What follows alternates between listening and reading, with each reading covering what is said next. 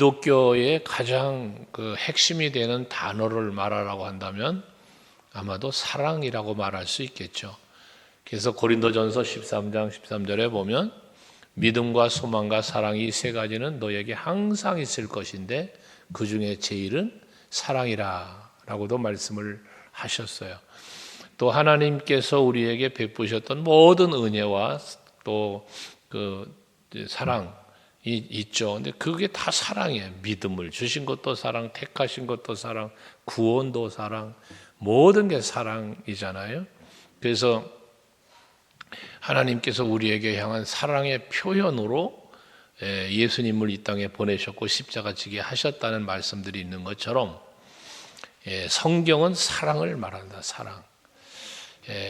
그래서 우리는 예수님께서도 계명 어떤 계명이 크냐고 묻는 사람들에게 제일 첫째 되는 계명은 하나님을 사랑하는 거요.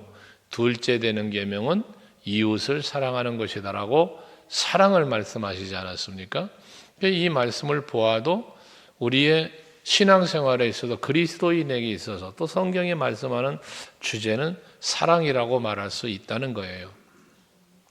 그런 사랑을 우리는 어떻게 해야 되느냐 오늘 본문으로 와서 보면 제1절에 형제 사랑하기를 계속하고 라는 말씀을 합니다.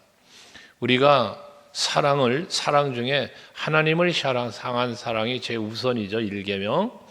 그러나 또 수평적 관계를 생각해 보면 이웃을 사랑하는 건데 여기는 형제라는 표현을 썼습니다. 이 형제 가운데 누가 들어있습니까? 여기서 말하는 형제는 혈육의 형제가 아니라 그리스도 안에서 하나 된 형제, 그리스도 안에서 고린도전서 12장에서 말하는 지체된 형제를 말씀하고 있습니다. 지금 여러분 곁에 앉아있는 서로가 바로 이 형제에 해당되는 것이죠. 이렇게 형제를 사랑하라고 말씀을 하시는데 이 사랑하기를 어떻게 계속하고 라고 말씀을 하고 있습니다. 형제 사랑은 우리가 서로를 사랑함에 있어 지체를 그리스도 안에서 사랑하는 사랑이 잠시 하다가 끝나는 사랑이 아니고 변질되는 사랑이 아니고 멈추어지는 사랑이 아니라 항상 계속해서 이 실천되어져야 한다는 사실을 말씀하고 있는 겁니다. 내가 마음이 기쁘고 즐겁고 할 때는 사랑하다가 내 마음이 감정이 상하고 식어지면 사랑하지 않는 이런 사랑 말고 항상 변함없는 영원한 사랑, 우리가 받은 사랑이 바로 그 사랑이니까요. 여러분들도 서로를 사랑하심에 있어서 계속적인 사랑을 할 수 있는 여러분들이 되시기를 바랍니다. 이 계속하고라는 말씀은 영원한, 변하지 않는 등을 의미하니까 우리 서강교회 성도 여러분들은 사랑하되 변함없는 사랑으로 계속할 수 있기를 바라고요. 2절에 보면 사랑에 대한 내용들을 이제 뒤에 좀 말씀하는 건데 첫째 뭐랍니까? 손님 대접하기를 잊지 말아라. 여기 대접이라는 말씀을 합니다. 대접. 이 대접한다라고 하는 것은 결국 섬김에 해당되는데 우리의 사랑을 실천하는 데 있어서 아주 핵심적인 요소가 바로 이 섬김이라는 거예요. 섬김. 이 대접하는 걸 섬김이라고 말할 수 있는 건데 그 에베소서 5장에서 너희는 어리석은 자가 되지 말고 지혜 있는 자같이 하라고 말씀하잖아요.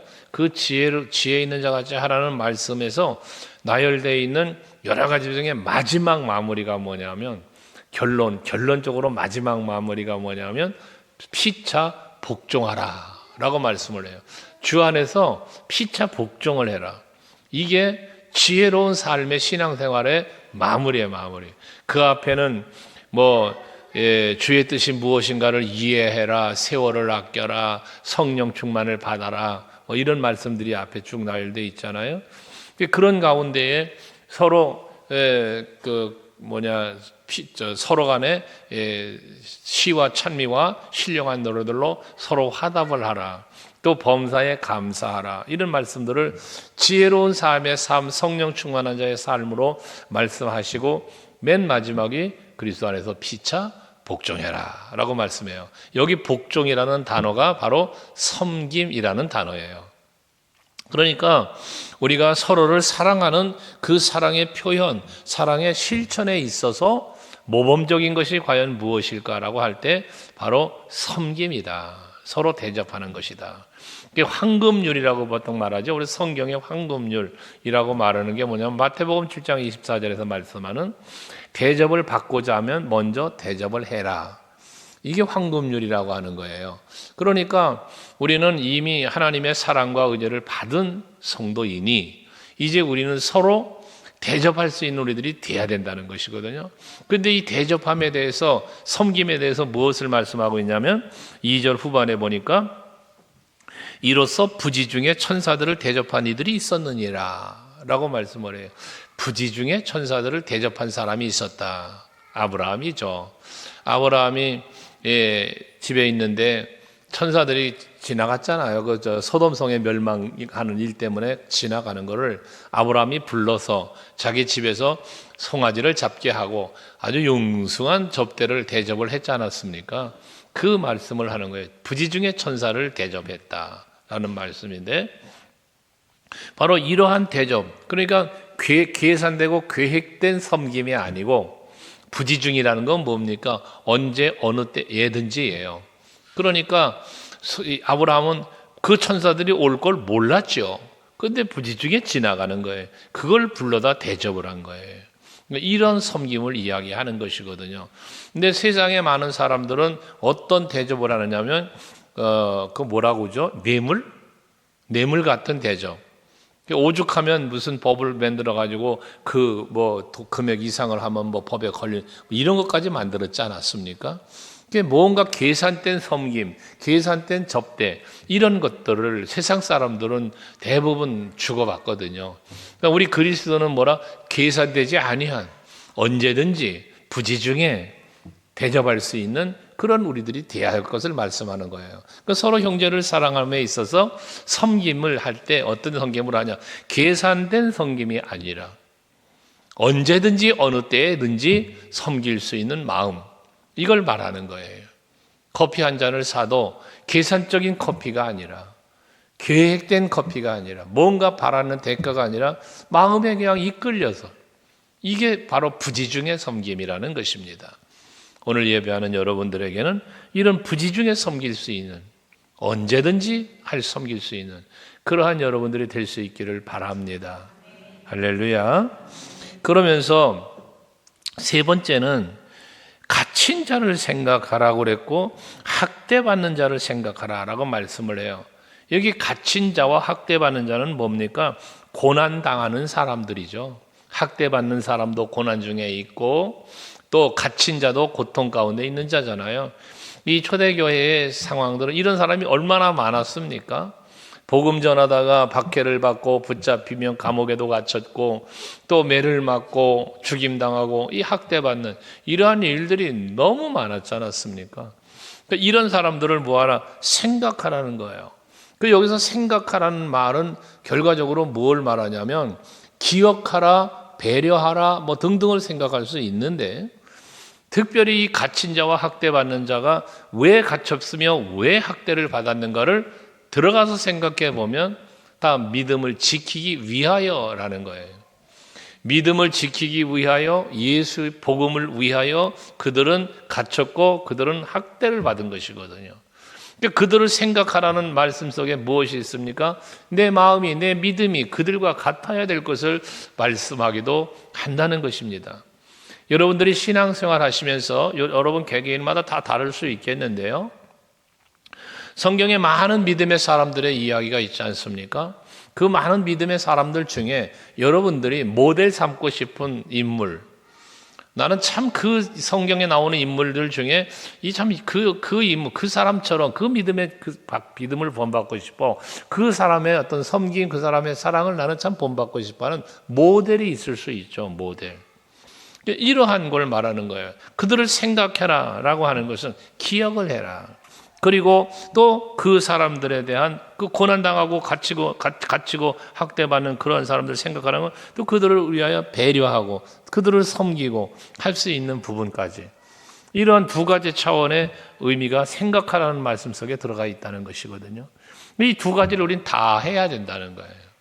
그러니까 믿음을 지키기 위하여 그런 고통을 당하고 있는 사람들의 믿음을 본받고자 하는 마음, 또 하나는 그런 고난 속에 있는 사람에 대한 배려와 그 사람들을 섬기는 이런 마음, 소외된 계층, 좀 사람들에게 사회에 이런 좀 외로운 사람들을 우리는 찾아보고 그들을 발견해내고 그들을 도울 수 있는 이러한 모습들, 이게 바로 교회가 해야 할 일이고 여러분들이 해야 할 일이라는 것입니다. 다시 말씀드립니다. 갇힌 자, 학대받는 자는 믿음을 지키기 위하여다. 그러니 그 믿음을 우리는 본받으라는 말, 또 하나는 그 어려움에 처한 자들을 돌보고 섬겨주라는 의미, 이 두 가지 의미를 여러분들이 잘 기억하고 고난당하는 자들을 바라볼 수 있고 살필 수 있는 여러분들이 되시기를 바랍니다. 그리고 4절 이하의 말씀은 거룩하고 성결한 삶에 대한 이야기인데, 거기 보면 결혼을 귀히 여겨라 라고 말하면서 침소를 더럽히지 않게 해라 라고 했는데, 음행하는 자들과 간음하는 자들이 하나님 심판을 하시리라고 말씀하면서 결혼을 귀히 여기라는 게, 결혼은 누가 하는 거예요? 남자와 여자가 하는 것이죠. 결혼이라고 하는 것은 하나님께서 남자와 여자를 짝지어 주신 것으로 성경은 말씀하잖아요. 하나님이 짝지어 주신 것을 사람이 끊을 수 없는 이라는 말씀까지.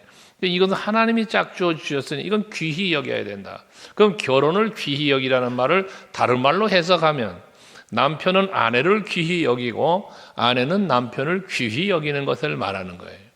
부부가 서로 귀히 여기는 거예요. 왜? 하나님이 내게 짝주어준 사람이니까. 하나님이 짝주어줬다는 이 사실 앞에 서로를 귀하게 여겨야 돼. 이 결혼을 귀히 여기는 거예요. 침소를 더럽히지 말라고 하는 것을 음행으로 이어서 말하고 있는데, 이 침소는 뭡니까? 부부가, 남편과 아내가 함께하는 자리예요. 이걸 더럽힌다는 것은 무엇입니까? 아내가 있어야 할 자리에 아내가 있지 않는 침소, 남편이 있어야 할 자리에 남편이 없는 침소.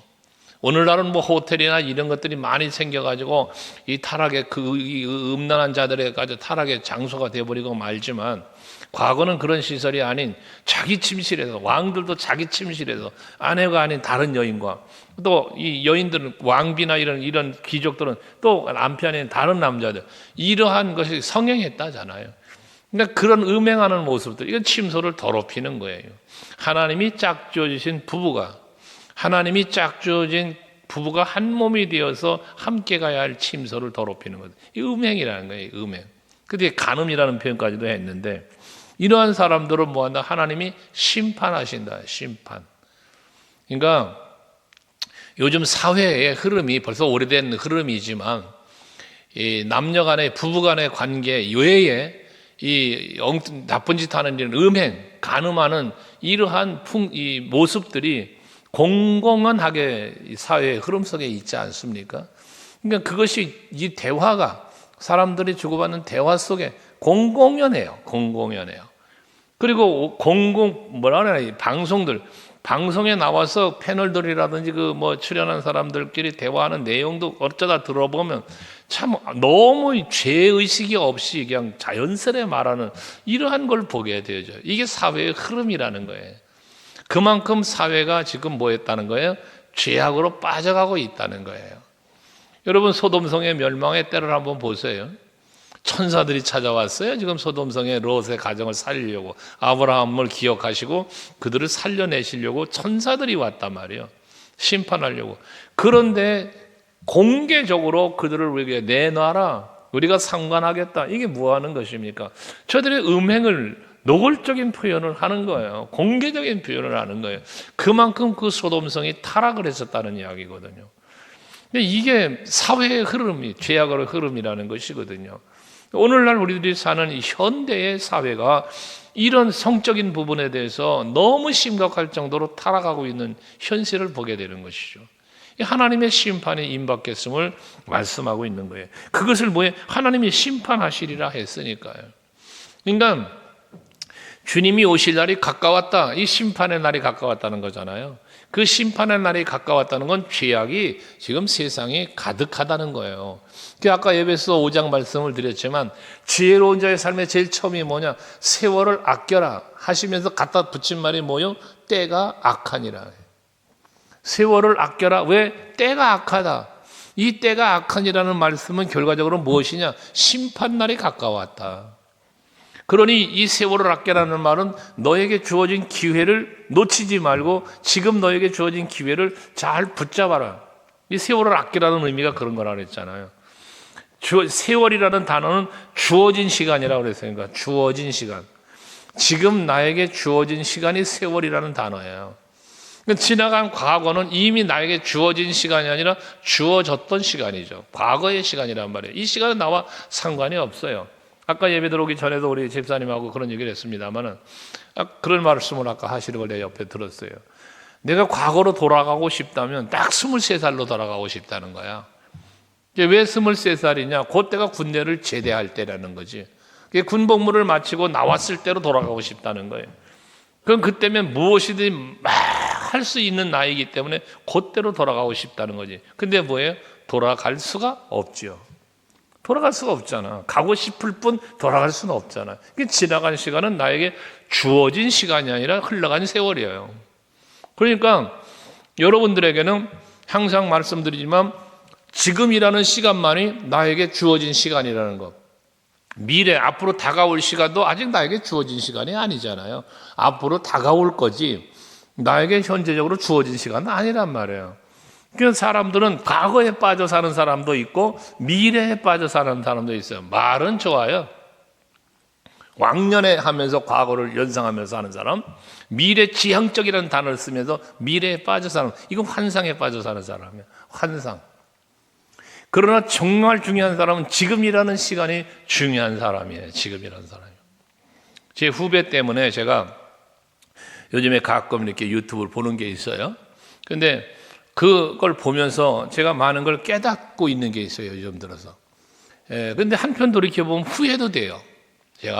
내가 좀 더 이런 사람들의 말에 기울였더라면, 관심을 가졌더라면 하는 생각을 하는 부분이 있어요. 그런데 한편 또 생각해 보니까 그분의 메시지가 뭐냐면 지금이 적당한 때라는, 가장 좋은 때라는 이야기를 해요. 지금이 가장 좋은 때다. 늦었다고 생각하지 말고 지금이 가장 좋은 때다 생각을 하며 한번 뭐든 해보라는 거예요.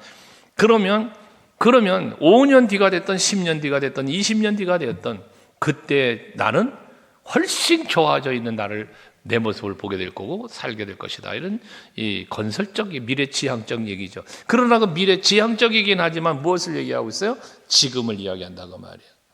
그러니까 오늘 우리들이 주님 오실 날을 기다리는 대림절을 보내는 시간들인데 지금이 우린 장차 오실 심판해 주러 오실 주님을 기다리고 있잖아요. 그럼 이 심판이 언제일까 우리는 몰라요. 그러나 되어지는 일들과 사회의 흐름이나 모든 범사의 모든 걸 살펴보면 곧 오시겠구나. 정말 곧 오시겠구나. 저는 요즘 뉴스를 보면 정말 뉴스를 볼 때마다 느끼는 거예요. 오늘 밤에 주님이 오실 수도 있겠구나. 저는 그런 생각을 많이 해요. 예수님께서 말씀하신 일들이 지금 벌어지고 있으니까요. 처처의 전쟁의 소식, 처처의 기근의 소식, 여러분 재앙의 소식, 처처의 이게 마지막 때 일어날 징조로 말했잖아요. 전쟁의 소식 끊이지 않죠. 여러분 지진이라든지 일반 무슨 화산 폭발이나 뭐 등등 재앙, 질병, 이런 다양한 소식들이 지금 우리들이 매일 뉴스 시간에 끊임이 없어요. 거기에 사회적 타락, 영적인 무감각이죠. 피리를 불어도 춤추지 않고 애곡하여도 애곡도 안 하고 이런 모습들, 영적인 무감각이라고 했잖아요. 지금이 다 그런 시대예요. 그때 예수님이 오신대. 그때. 그러니까 우리는 바로 이러한 하나님의 심판이 있다는 사실을 분명하게 기억하고 거룩하고 정결한 삶을 살면서 하나님을 두려워하는 마음을 갖고 살아야 된다는 거예요. 여러분들의 생각을 두려워해야 돼요.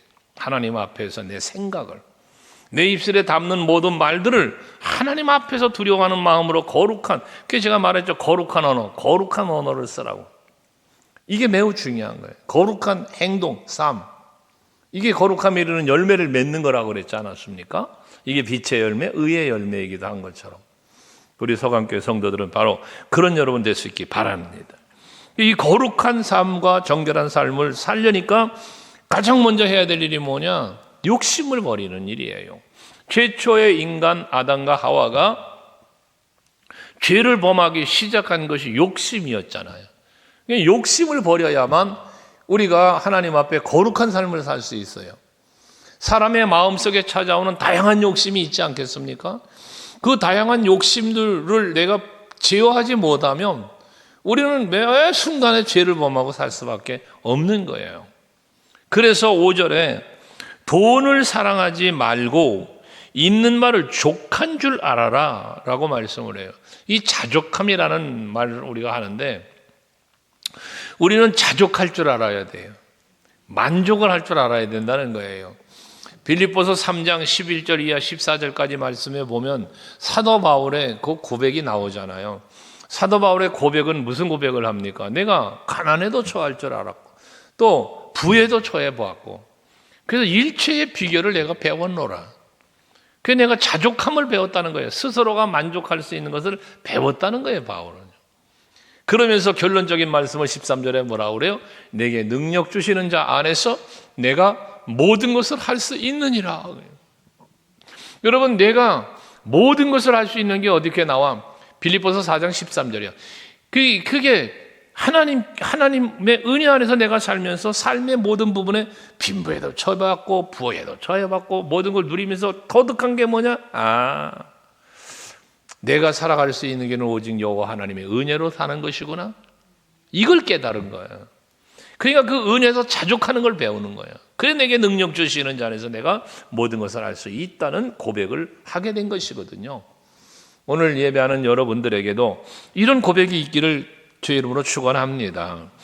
그러면서 말씀한 게 뭐예요? 그가 친히 말씀하시기를 내가 결코 너희를 버리지 아니하고 너희를 떠나지 아니하리라. 5절에 말씀하잖아요. 내가 너희를 버리지 않겠대요. 너희를 떠나지도 않겠대요. 항상 나와 함께 하시면서 임마누엘이죠. 항상 나와 함께 하시면서 나를 지키시고 보호하시겠다는 거예요. 그러니까 우리에게 능력도 주시는 분은 나의 필요를 채워주시는 분이잖아요. 마태복음 6장 31절이죠. 31절 32절 마태복음 6장 31절 32절에 보면 너희가 몸을 위하여 무엇을 먹을까 무엇을 마실까 무엇을 입을까 염려하지 말아라. 염려하지 말아라. 왜 염려해요? 염려하는 이유가 뭐예요? 욕심이요. 무엇을 먹을까 무엇을 마실까 무엇을 입을까. 이 염려는 다 식욕 이런 욕심들에서 오는 거거든요. 이게.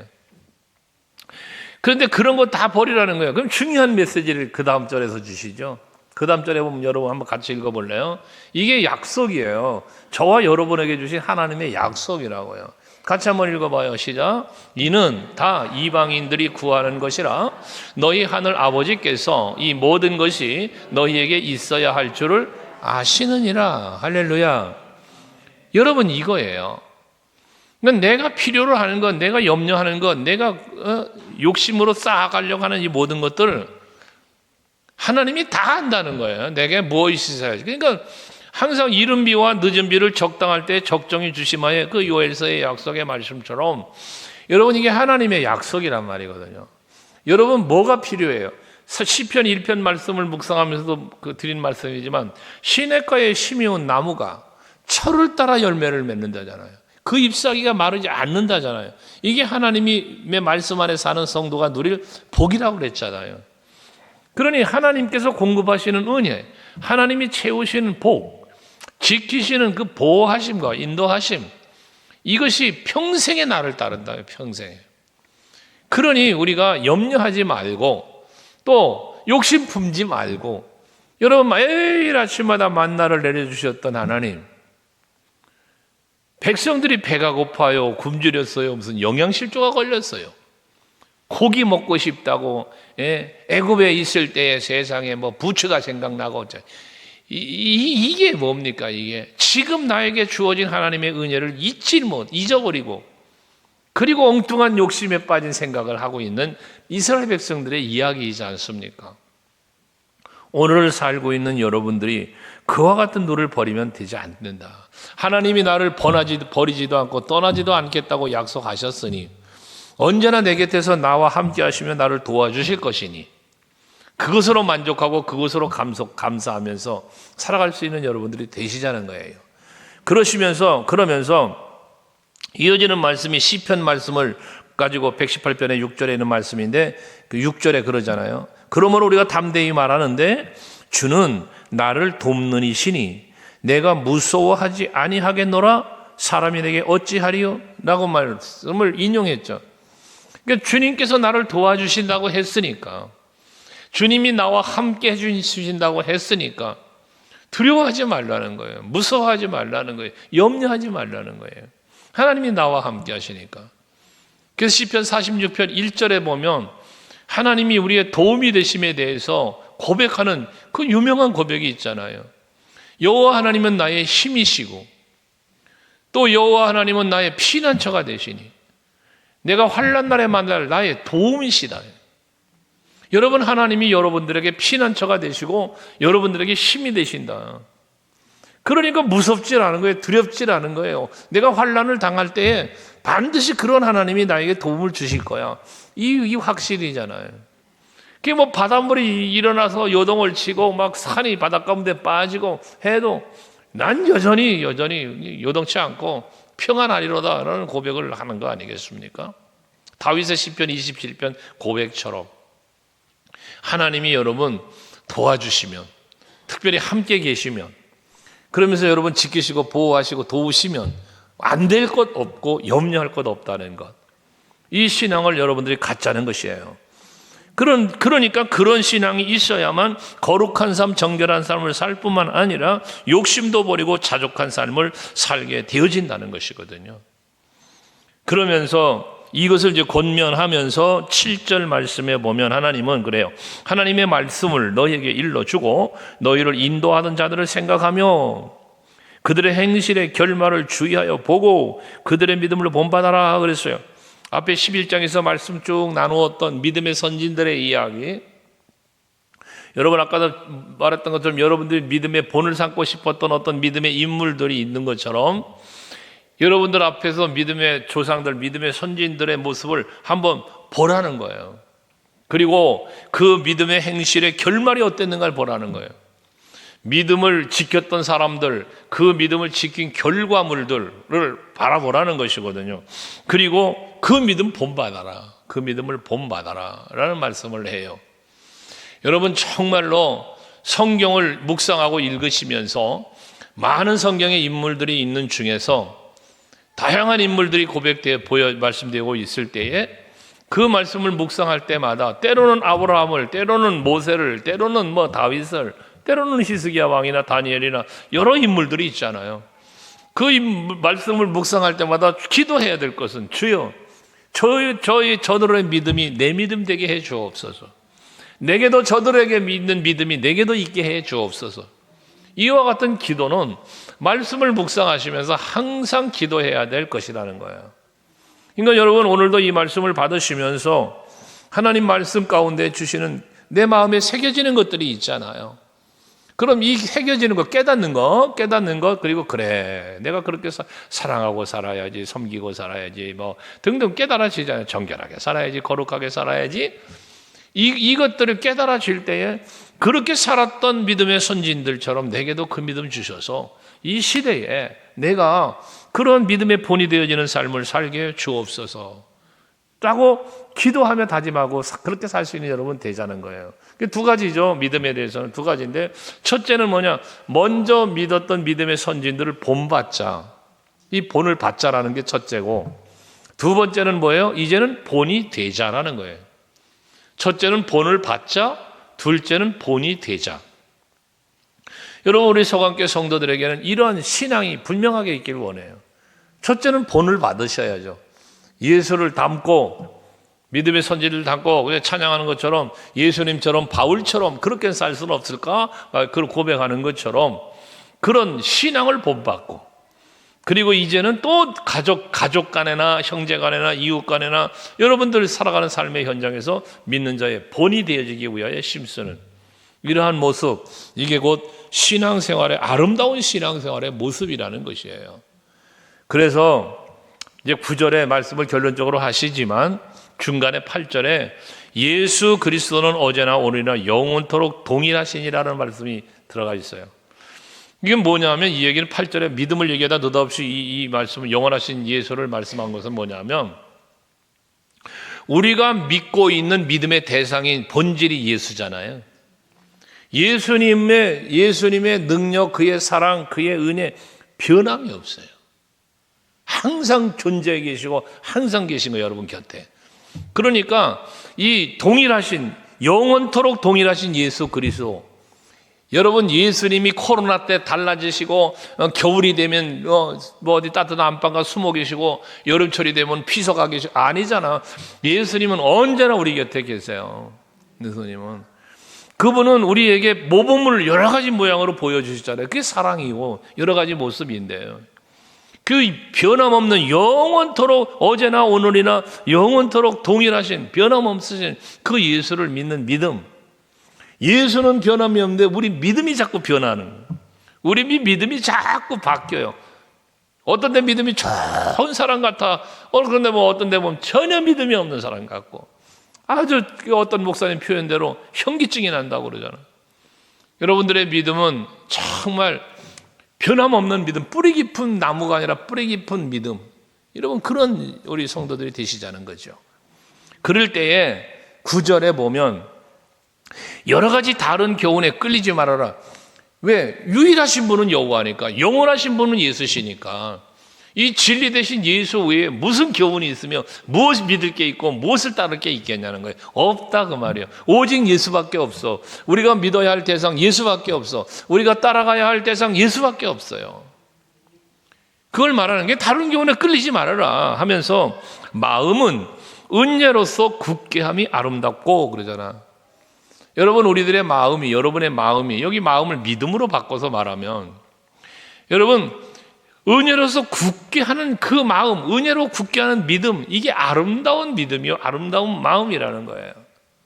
아름다운 마음들이 모여서 그런 찬양도 우리가 간혹 부르는데 그 아름다운 마음이 뭐냐? 이 아름다운 마음이 영원토록 동일하신 예수 그리스도를 온전하게 믿고 그 은혜를 내 마음에 굳게 새기고 변질되지 않는 그러한 믿음으로 그 은혜 안에 살아가는 모습, 이게 아름다운 마음이고 아름다운 믿음이라는 것이거든요.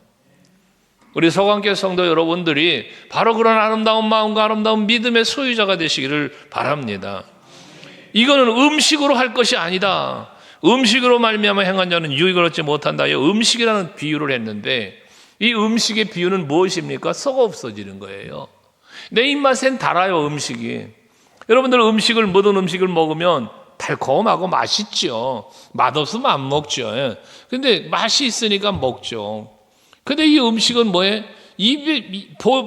음식을 먹는 순서가 있다죠. 소문으로 먼저 먹고, 그 다음에 귀로 먼저 먹고, 그 다음번에 먹는 게 뭐예요? 눈보다 먼저 먹는 게 있어. 코.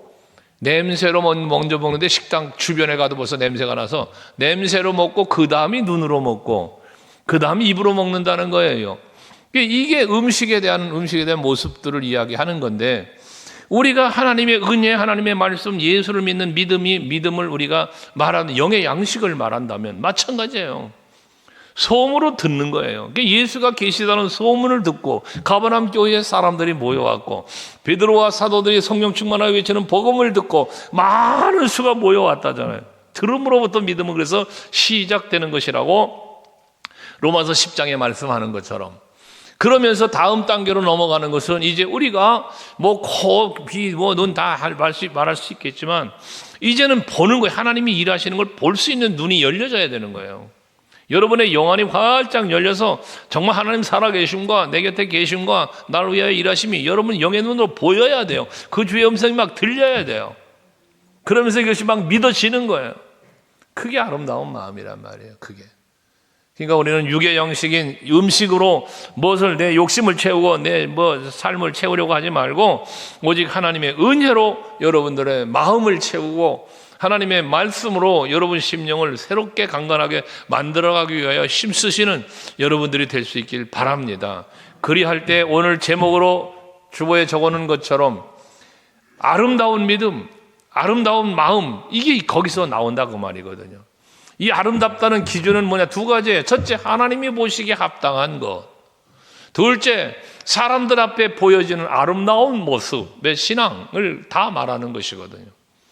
우리 서강교회는 하나님이 보시기에도 아름답고 합당한 교회, 이웃들이 바라보기에도 참으로 아름답고 참으로 보기에 본이 되어지는 그런 교회가 될 수 있길 바라고, 그렇게 되기 위해 여러분들이 바로 그런 신앙의 소유자가 되어지시기를 주의 이름으로 축원합니다. 할렐루야. 이 시간 함께 기도합시다.